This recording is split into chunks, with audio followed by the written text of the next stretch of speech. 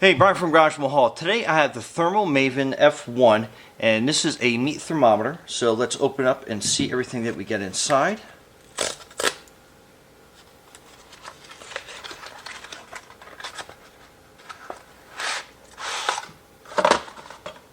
So this is what's inside the box. It comes with a battery, which is really convenient.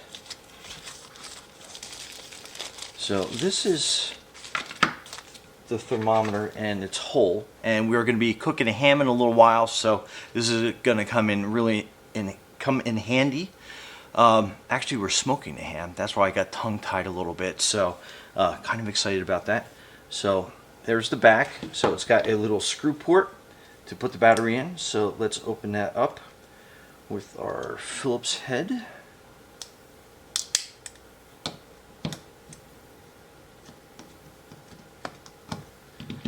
And I think a couple more turns.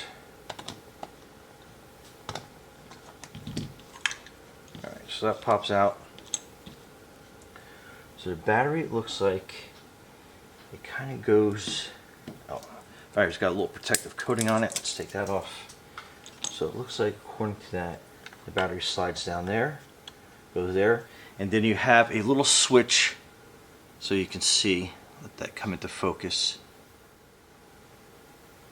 Okay, so it has a little switch there that goes from centigrade to Fahrenheit. We'll leave it on Fahrenheit when it looks like it defaults to, and then we'll tighten that down. Okay, that's the box, and then basically that is your probe. So obviously, as it thins out, this is going to be the area that is going to be measuring your degrees, and as you can tell, I'm putting my finger on it. So that little temperature, let me get the angle right. So that's what's reading my fingertips at. So as it keeps going up, I'll just keep it sandwiched in between my fingers so we can check for pretty good accuracy, even though that's not going to be totally accurate because it's at my fingertips. But, so yeah. So that's pretty cool. So that folds out a little way, and it has a nice little cubby area to keep it safe. And I like how it's kind of like an auto on and off. So as soon as you open it, it starts measuring,